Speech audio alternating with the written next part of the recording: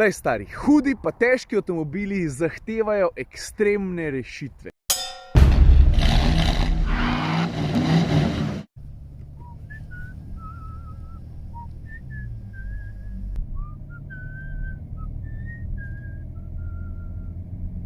Dobar dan. Kaj bomo pa zdaj naredili? Malo se bomo pogovorili o enem zelo zanimivem avtu. Vem, v tem trenutku še ne vidiš, kjer je, ampak slišiš, lepo rohni, pa tudi kar orang zgleda, velik pa težek je, ampak še kar agilen. Ok, samo da lokacijo najdem, pa začnemo. Kaj pa recimo kar klele, a? Dobre, lega, to je ta beštija. BMW X5, to je jasno, ampak ima tako dost hudo značko. A gremo pogledat. Vidiš?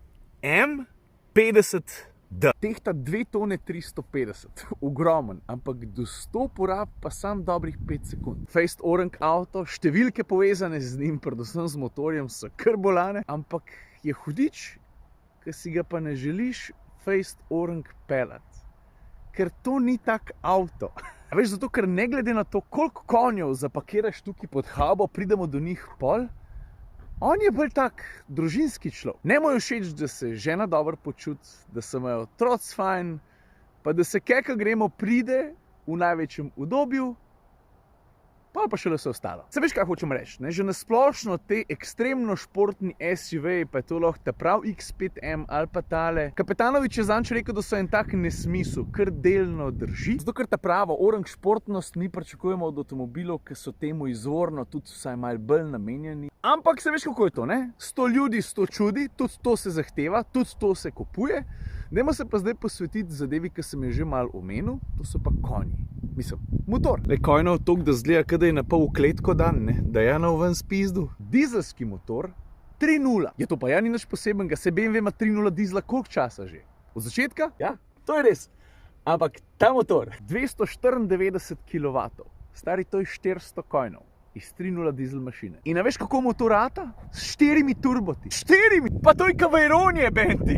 Lej stari, hudi pa težki avtomobili zahtevajo ekstremne rešitve. In to je ena izmed njih. Je pa hecen, ne? Zato, ker 3 turboti delajo ves čas. Skozi se vrtijo, skozi pomagajo. Ta četrt, ta je pa bolj tak lenuh. Mislim, ne me narobe razumeti. S svojimi brati se super razume. Ampak pomaga pa sam takrat, kar res zagusti. Takrat, kad daš nogo do konca dol, pa pritisneš na gas, pa res hočeš, da se zgodi vse. No in tudi zato, ali pa predvsem zaradi tega, pa valjda tudi zaradi zelo učinkovitega 4-kolesnega pogona, zna ta avto od 0 do 100 špricniti v 5 sekundah. Ok, zdaj pa kako se pele. Valjda te zanima, tudi mene je zanimalo, tako ker sem se prvič noter usedel.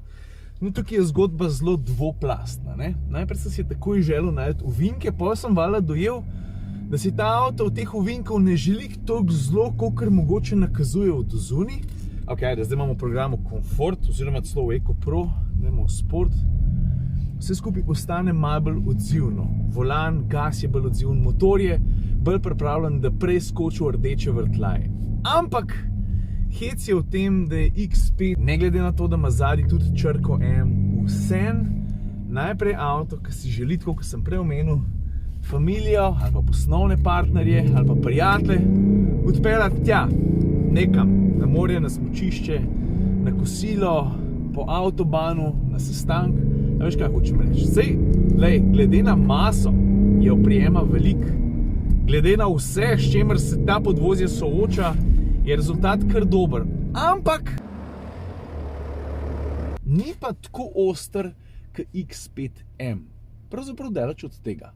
Obenem pa, če se že gremo to dvojno igro, ni toliko udoben, kot bi lahko bil. Pravzaprav plava nekje vmes, pa da se razumemo. Glede na en tak splošno uveljavljen avtomobilski povprečje se ta avto še vsem pele odlično. Pa ves komfort, ki ti ga ponuja armaturna plošča, ergonomija, sestavljenost, vse, kar obdaja voznika, sovoznika in druge potnike, je kar špica. Lej se recimo v tem svojem M-duhu, čak da zdaj jaz to najdem, ti ponuja zelo napredne informacije o vožnji, takrat, ko se odločiš, da boš hiter pelal. Poglej to, čak, po mojem boš, da v praksi pokažem. To, kar ti bom pokazal zdaj, so taki športni M prikazovalniki in BMW reče, telemetrija pravzaprav, vse to ni nič posebenega, to ima veliko avtomobilov, zgleda pa čisto zmeri dobro. Čeprav, kot športni voznik, ko se enkrat lotim tega, nikoli ne gledam na zaslone, gledam na cesto. Je pa zanimivo, poglej. Ob polnem pospeševanju vse skupaj recimo zgleda takole.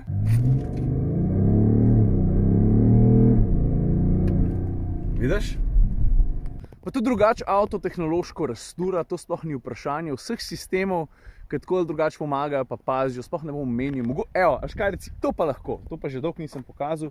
Vidiš, kaj tukaj piše BMW Laser. Laserski žarometi, tudi ni neka grozna novost, zato ker BMW jih, kdaj jih je predstavil?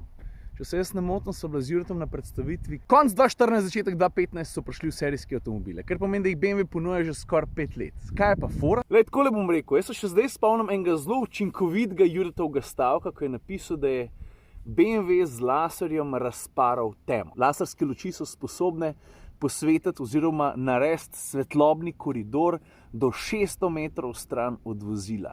So energijsko bolj učinkovite, pa njihova svetilnost je izredna. Dar pa konc koncev, ko si to zadevo od blizu pogledaš, opaziš tudi druge okraske, s katerimi je BMW dodatno popestril vsebino žarometov in moram reči, tudi zgleda vse skupaj dosti hudo, a ne da? Zdaj pa, če že cel cajt nabijam nekaj v udobju, pojdimo si recimo pogledati kufer. Pri kuferju pa takole, za začetek odpira se dvostopenjsko. Najprej imaš ta glavna vrata, pol pa če slučajno nucaš, pritisneš pa še tole. Vidiš?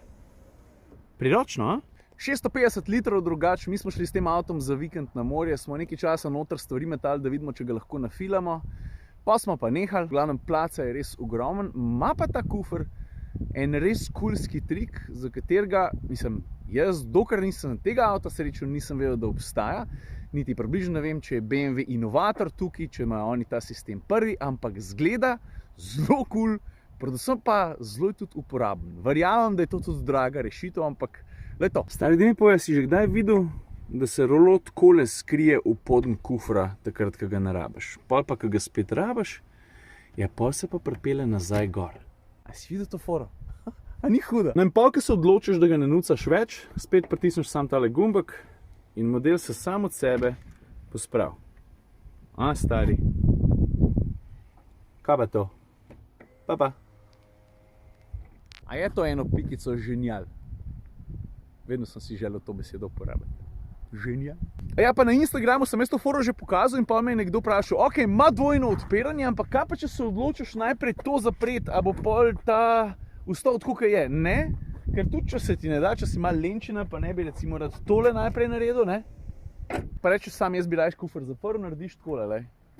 Pa se najprej ta spodnji zapre, pa še ta zgornji.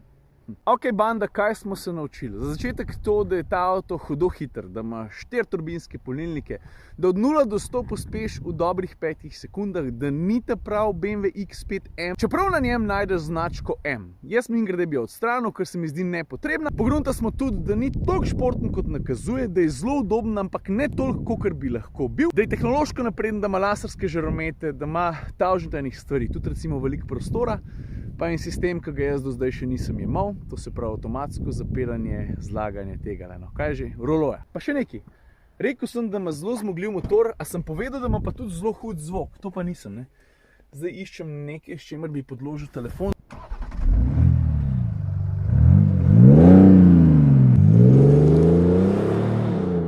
Pa še eno stvar nisem povedal, koliko ta špas stane. BMW v osnovi za ta avto hoče tam 105 jurjev. Točen ta testen avto pa, a se gremo spet na uganko, koliko praviš? Ali 120, ali 152, ali 138? 138. Spet sem vas nakol prenesel, ne bo še konc videa. Kaj bi ti rad pokazal? Verjetno enega najbolj posrečenih avtomobilov tukaj v centru varne vožnje na Vranskem, zato ker zato, da se ljudje, ki pridejo, kdaj srečajo tudi s tehnologijo ali pa z avtomobili, ki so nekoč bili tudi masovno zelo prisotni na našem trgu, govorim pa o Jugotu. Pazi, ta avto nima servovolana, niti ABS, niti klimatske naprave, niti električnih stekel. Ampak za vse dobra poteza. Kako bomo mi vedeli, kam gremo, če ne vemo, kje smo bili? Pa zelo hitro začneš izdatno ceniti tehniko, tehnologijo, ki te obdaja, ki ti pomaga, ki te rešuje. Jaz tako rad pridem sem na Vransko, ne samo zato, ker vsak tu časa Jugota vidim, pa mingerde tam nazadnje ima tudi Fičkota, tistega iz službe. Alega, čakaj, se ga vidi. Mingerde, čakaj, vse to je pa nova zgodba. Služba pomoč informacije poznaš, ne? Se ti kaj zgodi na cesti, pa ti pridejo pomagati. Ne? A veš, kdo je bil prvi vodja službe pomoč informacije tukaj v Sloveniji? Ciril Komotar starejši, ta drug po vrst. Moj ati. Predvsem pa, če že govorimo o AMZS, ne? A si že član, pa če še nisi, zakaj nisi?